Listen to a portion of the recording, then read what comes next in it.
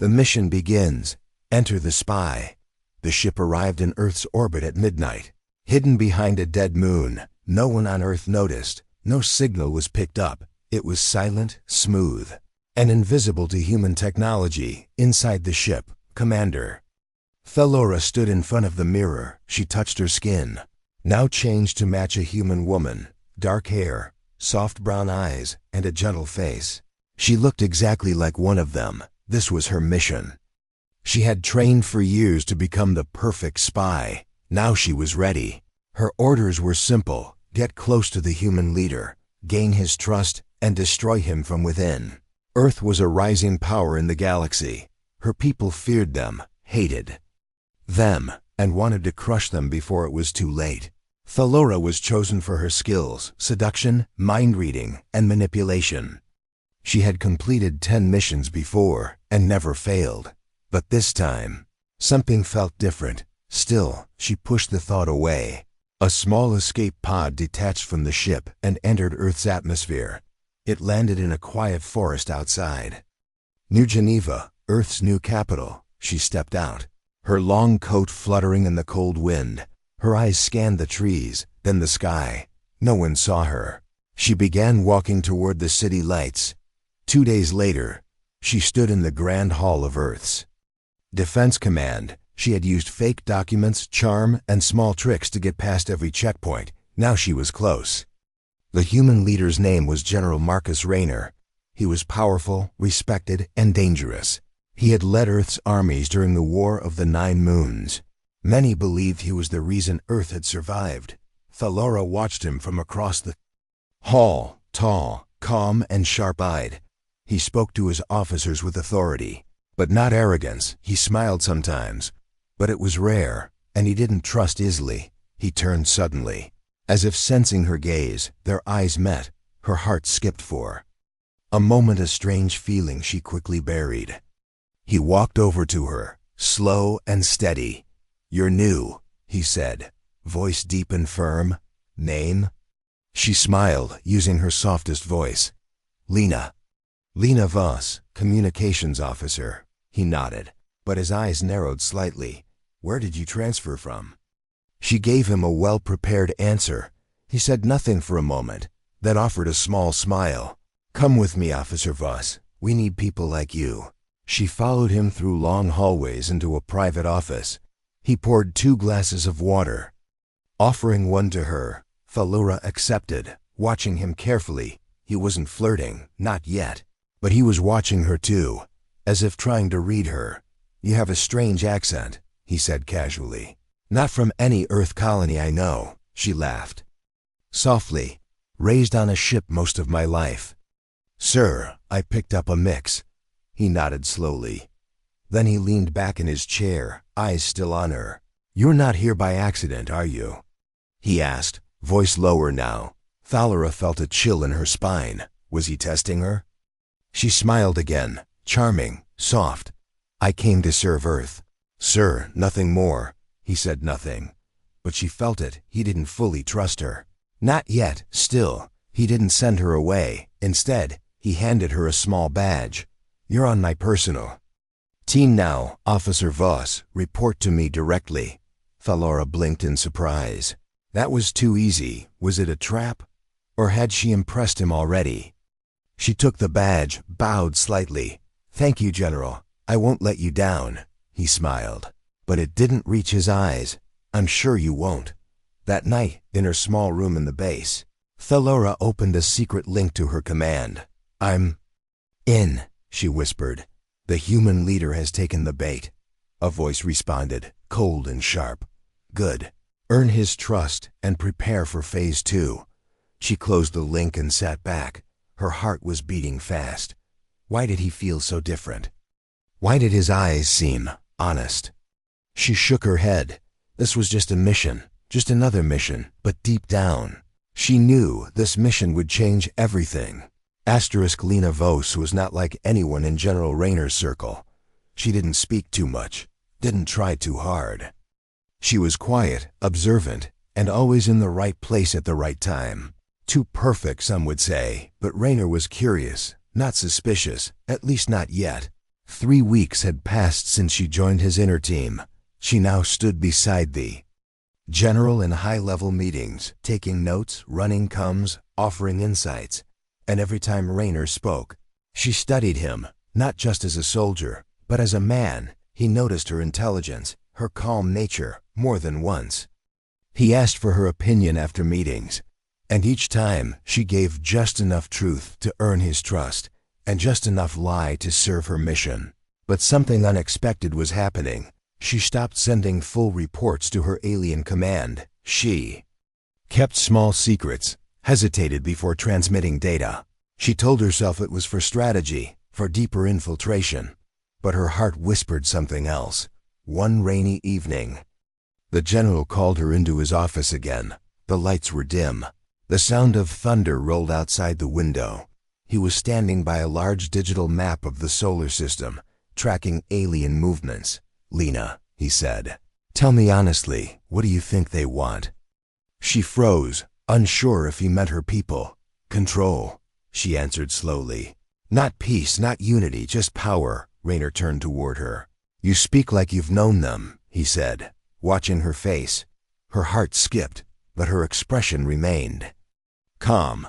"I study all threats, sir. It's part of my job." He nodded, but his eyes stayed on her for a moment longer than normal. Then he walked to his desk, opened a small case, and pulled out a photo. "This was my brother," he said, voice lower now. "He died in the last alien attack trying to protect a civilian shuttle." She looked at the photo, a young man with warm eyes. Rayner continued, "That's why I do this, Lena, not for medals or power, but to stop this from happening again." Something moved inside her chest. It was small, soft and unfamiliar, guilt maybe, or something worse, emotion. Later that night, she sat on her bed, holding the small alien device in her hand. It blinked. Waiting for her message, she stared at it, fingers shaking slightly. What could she say? That Earth's leader was kind. That he mourned his brother, not like a warrior, but like a human. That she was beginning to understand him, maybe even care. No, she couldn't send that. Instead, she said one line only. Closer than ever, awaiting phase 2. The device beeped once and went dark. She sat in silence, eyes on the dark window. Rain still tapped the glass, soft and slow, but her mind was loud with questions she had never asked before. The next morning, a surprise order came from the top. Lena was to accompany the general to a secret peace negotiation on Europa base. It was risky, political, and dangerous. She was his only chosen aide. "Why me?" she asked quietly as they boarded the ship. Rayner smiled slightly. "Because I trust you," he said. That single sentence echoed in her ears the entire journey. At Europa base, things moved quickly. Tensions were high. The alien ambassador was arrogant. Talks almost broke down twice, but Lena, with calm words and clever timing, smoothed the cracks. Later that evening, Rayner stood beside her on the observation deck, looking out at Jupiter's storm. "You handled that well," he said. "I'm starting to wonder where we found you." She laughed softly, nervous. "I'm just doing my job, sir." "No," he said, turning toward her. "You're doing more than that." There was silence for a moment, long and thick. Then he added, "I don't know why, but I feel I can trust you more than anyone else here." Her breath caught, not because of the compliment, but because it hurt. He trusted her, and she was betraying him every second.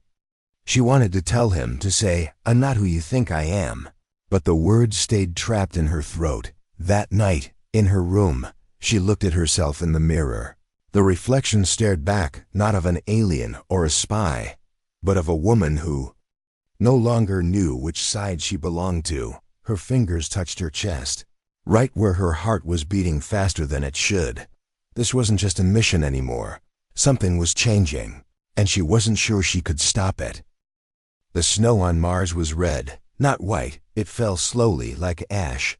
As the diplomatic ship landed on Outpost 17, General Rayner stepped down first, followed by Lena, her boots crunching against the frozen dust. This mission was short: 2 days of military inspection, 1 night of rest. A quiet trip, they called it, but for Lena, nothing felt quiet anymore. Not her thoughts, not her heart.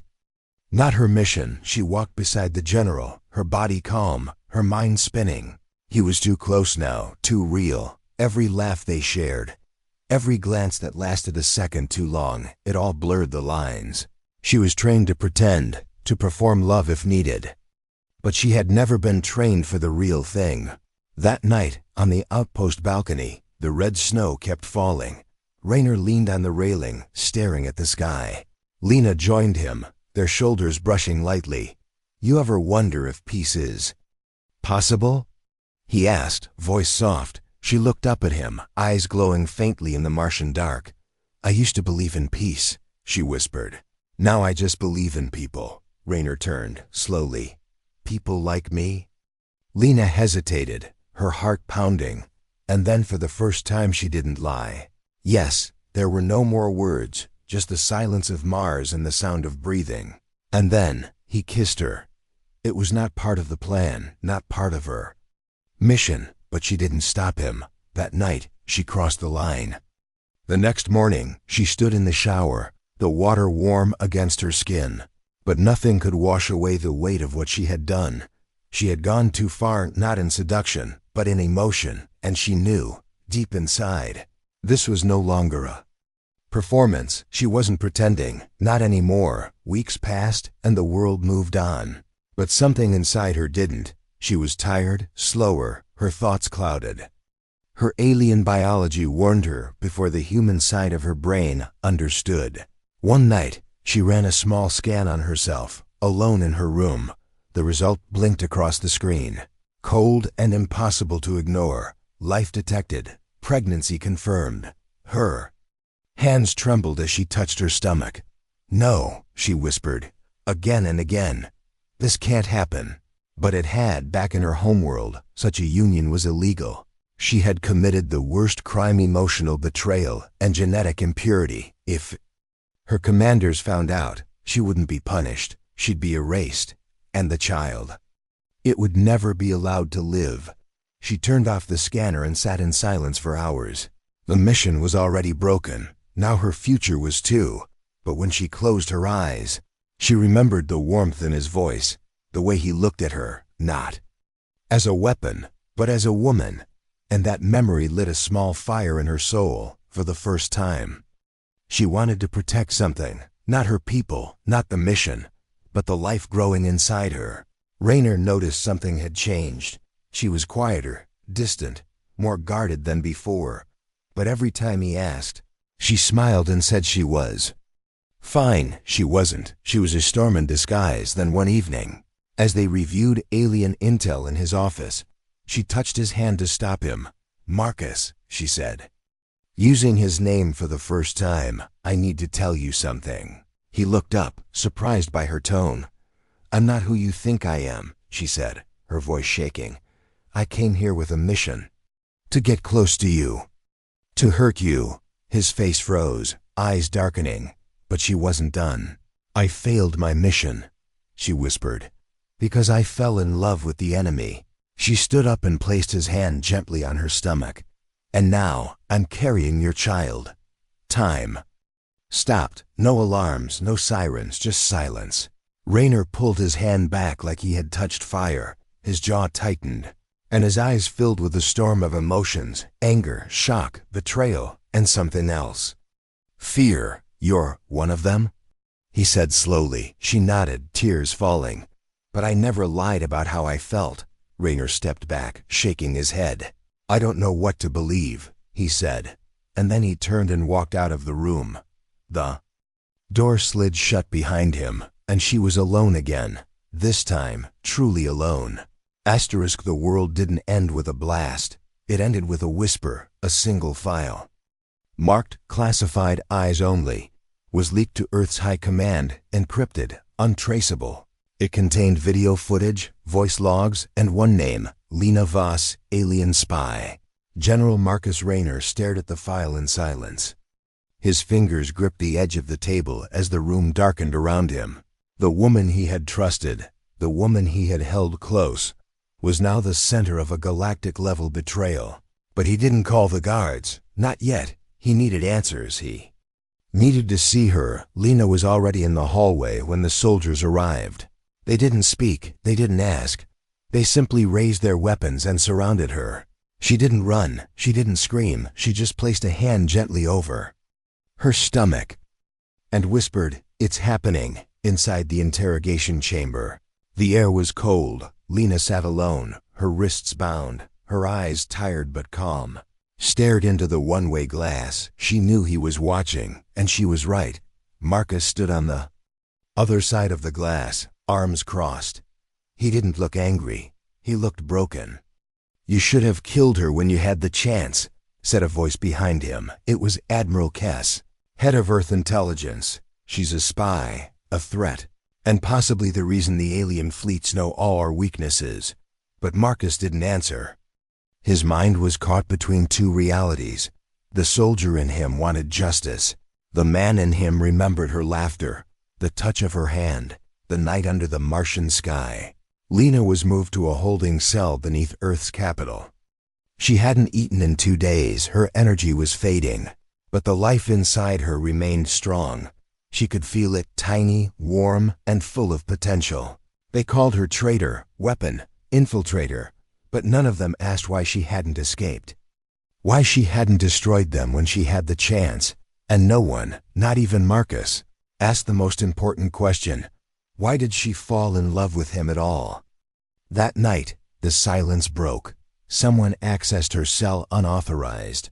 He moved like a shadow, wearing black armor and a silver badge from her homeworld. "Agent Thelora," he said coldly. "You have failed." She looked up weakly. "I didn't fail," she said. "I chose." "You chose wrong," the assassin replied. "You've created something impure." He raised a thin blade that shimmered with alien code. "This ends now." But before the blade could fall, a blast rocked the wall beside them. Smoke poured.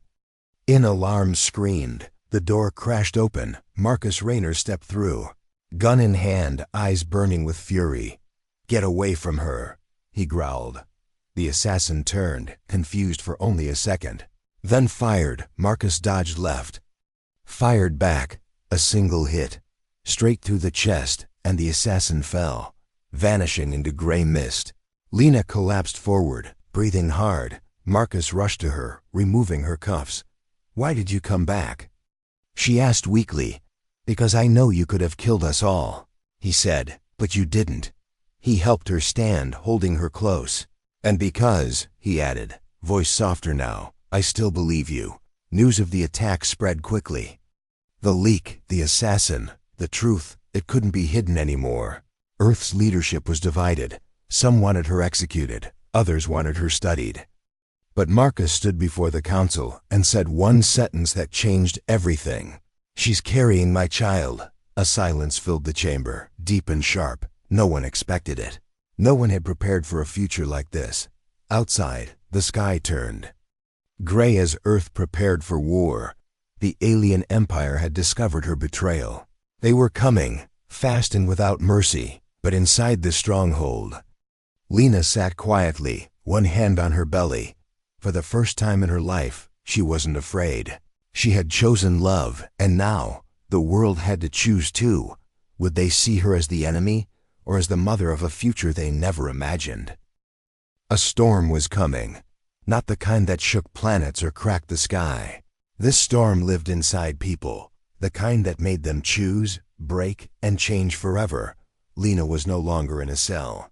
But she wasn't free either. She was kept deep inside Earth's defense headquarters, guarded by silence and cameras. Her hands no longer wore chains, but her heart carried the weight of two worlds. Marcus Raynor visited her every day, sometimes to talk, sometimes just to sit beside her. He didn't ask about the mission anymore. He only asked how she felt. She would smile and say, "He's strong," or "She kicks when I lie down." And every time Marcus would pause, just for a second, as if trying to imagine the future. But not everyone believed in that future. Whispers filled the command halls. Council members argued behind closed doors. Scientists wanted to study her. Generals wanted to erase her. "She is a biological threat," one officer shouted. She carries unknown DNA. She was trained to deceive. She could still be loyal to her people. Marcus slammed his fist on the table. She risked her life to warn us. She took a blade meant for me. And that child she's carrying? He's mine. The room went quiet. But silence didn't mean agreement. Far above Earth, in a hidden space station orbiting Saturn, a message pulsed through the stars, encrypted in alien code. It read, "Target still alive. Initiate final cleanse. Child must not be born." That night, Lena sat alone in the medical bay, her eyes closed. Hand resting on her stomach, dreams came to her in flashes, her homeworld burning, her child crying, Marcus bleeding, and a single question whispered again and again, "Who do you fight for?" Suddenly, the lights flickered, doors locked, power dropped. Alarms didn't sound, but Lena felt it. Something had entered the base, miles away. Marcus was in the war room when he heard the emergency signal. He didn't wait for orders. He ran faster than thought, straight toward her. As he reached the medical floor, the hallway exploded in fire from the smoke. Figures emerged, not human, agents from her world, cloaked in stealth suits, moving like ghosts. They headed straight for the bay. Marcus didn't hesitate. He raised his weapon and shouted, "Get away from her." Inside, Lena stood all ready, breath heavy. Her hand glowed faintly with alien light. Her instincts, buried deep during her spy training, had awakened. She was a warrior before she was a spy, and now she was a mother before everything else. The first assassin entered, blade drawn. She ducked, twisted, and grabbed a medical pole, striking hard. Another rushed in, but Marcus fired, taking him down. The room was chaos, light, fire, fear, and hope mixed into one moment. And then, silence, smoke cleared. Bodies on the floor. Marcus bleeding from his arm. Lena breathing hard. "I told you," she said softly. "They would come." Marcus nodded. "They won't stop." "I know." Later, in the strategy chamber, Earth's leadership watched the security footage. They saw her fight, protect, bleed. Not for the aliens, not for herself, but for them, for the man she once came to destroy, and for the child she now risked everything to protect. The council leader turned to Marcus. "If she stays, Earth becomes a target. If she leaves," he said, "we lose the only person who can stop them from destroying us." Lena stood at the window, watching Earth's moon rise. Marcus joined her quietly. "You don't have to fight alone," he said. She turned, a rare smile on her face. "I've never been more ready." She placed his hand on her stomach again. "This child will not be born in fear, and I will not raise him in a war." Marcus replied. They both knew what was coming, a final battle, not just for survival, but for identity, for love, for the right to choose their own future, because war was no longer between planets, it was within their hearts. And the question that haunted them, both had finally been answered. They would fight for each other, and for the child who is both alien and human, the child who could change everything. Asterisk. The sky above Earth split open. A black hole of light formed in orbit, swallowing stars. It wasn't natural, it was a gate, and through that gate came war. The alien fleet arrived without warning. Thousands of ships, cold, sharp, silent. They didn't send a message, they sent a signal, a declaration. They were here for one reason, to end. Lena had started. In the command center, alarms screamed. Marcus stood in front of the war map, face stone cold. Behind him, soldiers ran. Officers shouted. Codes blinked red, but he only looked at her. Lena, standing still, calm in the storm, not as a prisoner, not as a spy, but as a mother, a warrior, and maybe Earth's last chance. "Will you fight with us?" he asked, voice low. Lena nodded once. "I'll fight for the child inside me, and for the world that child deserves." But there was a problem. Her alien abilities, her full power had been sealed long ago. Part of her spy conditioning. Too dangerous, too unstable. She could not access it without risk. And now they needed that power to stop an invasion, to protect a future, to survive in a hidden chamber beneath the Earth's crust. She stood inside a glowing ring. Technicians around her prepared the override sequence. Marcus stood behind the glass, fists clenched. "You don't have to do this," he said. She looked at him, eyes fierce. "I do. If I don't remember who I truly am," she whispered, "I can't protect what I've become." The machine roared, symbols lit up. Memories crashed into her mind, her training, her mission, her kills, her orders, and then her first kiss, her laughter with Marcus, her child's heartbeat. The pain was unbearable. Her body shook, her skin shimmered, her bones felt like fire, and then silence. She opened her eyes, and they glowed with silver flame. She was awake. Now fully, the war began in orbit. Earth's fleet met the enemy halfway. Explosions lit up the sky, debris rained down over the oceans.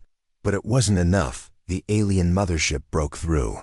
Heading for Earth's surface, it carried one goal: to find Lena and destroy her, and the unborn child that threatened their future.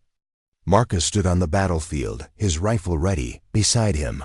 Lena hovered just above the ground, her feet not quite touching the earth. Wings of light formed behind her, not real wings, but pure energy. Her body pulsed with power she barely controlled. "I'm with you," she said. "Until the end," Marcus replied. The mothership descended over New Geneva. Lena flew up to meet it. Alone, no one could follow inside. She faced her old commander, a being made of stone, shadow, and voice. "You were our greatest tool," he said, "and now you've become our greatest mistake." She didn't argue. She raised her hand. The energy around her cracked the metal walls. But the commander was strong, ancient. He struck her down once, twice. She bled. But she rose again. Back on Earth, Marcus fought wave after wave of enemy drones. He was wounded, tired, but never stopped moving. He didn't know if she would survive, but he had to believe, for her, for the child. Inside the mothership's core, Lena reached the fusion chamber. It powered every ship in the enemy fleet. She placed her hand on it and whispered softly, "For my child, and for the world he will walk in." Then she let go. Her energy burst into the chamber, a flash of light brighter than 1,000 suns. The ships above Earth froze, then exploded into dust. The war was over in one moment. The mothership fell slowly, crashing into the ocean. Rescue teams searched the waters for hours. They found Marcus unconscious but alive. But there was no sign of Lena. She was gone. Weeks passed. The world mourned a woman they once called a spy. Now they remembered her as a savior. Statues were built, songs were sung, and her child was born under peaceful skies. Marcus held him in his arms, tears in his eyes. "He has your eyes," he whispered. The boy opened them, and they glowed with silver light, just like hers. Years passed. The war faded into history. Lena Voss became a name whispered in classrooms, printed in books, and carved in stone. But for one boy, she was not a hero. She was home. Her son, Cairo Voss, was raised in the green hills of Nova Scotia. Far from cities, far from command posts, Marcus Rayner kept his promise, not to raise a soldier, but a son. Not to prepare him for war, but for wisdom. Cairo grew up asking quiet questions. Why did people fear him? Why did machines listen to him without a word? Why did he sometimes dream in a language he'd never learned? The answers came slowly, in the wind, in the stars, in the mirror. At age 10, Cairo stood before a room of world leaders. They expected a speech. Instead, he asked a single question. Why do you still build ships with weapons? They had no answer, just silence. The universe was still broken. Peace was fragile, held together by paper and promises. The alien empire had fractured after Lena's sacrifice. Some planets wanted revenge, others wanted peace, and many simply wanted to survive. In this chaos, Cairo became more than a symbol. He became a bridge. He didn't belong to one world, he belonged to all of them. He spoke to human generals and alien elders the same way, with truth and gentleness. Not as a warrior, but as a reminder that love once stopped a war, and maybe it could do it again one night. He sat alone in the old command tower where his mother had once stood. The stars above him were quiet. Below, a girl stood at the door, a young alien messenger. From one of the last hostile colonies, she had come with a knife but couldn't lift it. "Why don't you kill me?" He asked. "Because you smiled at me," she whispered. "No one ever smiled at me." Cairo took her hand and placed it over his heart. "Do you feel it?" He asked. "It beats the same as yours." She broke down crying. The war in her ended.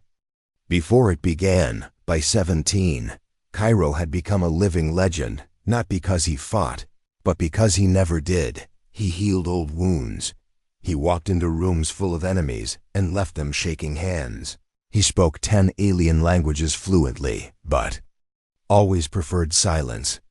When asked where his strength came from, he answered simply, "My mother." He returned often to her grave, not to mourn, but to speak. He told her about the strange birds he saw flying through the moons of Titan, about the poetry, the alien. Children had started writing, about the cities without walls, about a world learning to breathe again. Sometimes he cried, other times he laughed, always. He placed his hand over the soil and whispered, "Thank you for choosing life." Then, one day, something unexpected happened. The alien council that once hunted Lena invited her son to speak. Cairo entered their chamber barefoot. Without guards, he bowed, then raised his eyes and said, "I carry the blood you once wanted to erase, but I offer you a chance to become something greater than history." He placed a seed on the floor. "Plant this," he said, "not because it's powerful, but because it grows." The room was silent. Then one by one, the elders stood, not to argue, but to kneel. The galaxy didn't change overnight, but something shifted, not in law, but in spirit.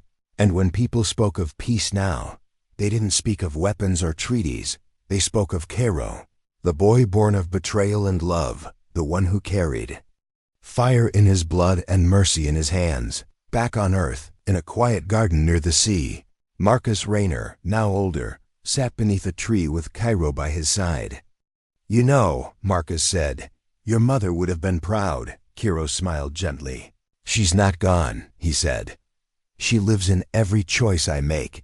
He looked up at the stars, and for a moment, he thought he saw a shimmer of silver light, just like the one that once glowed in her eyes, because in the end, she was never just a spy.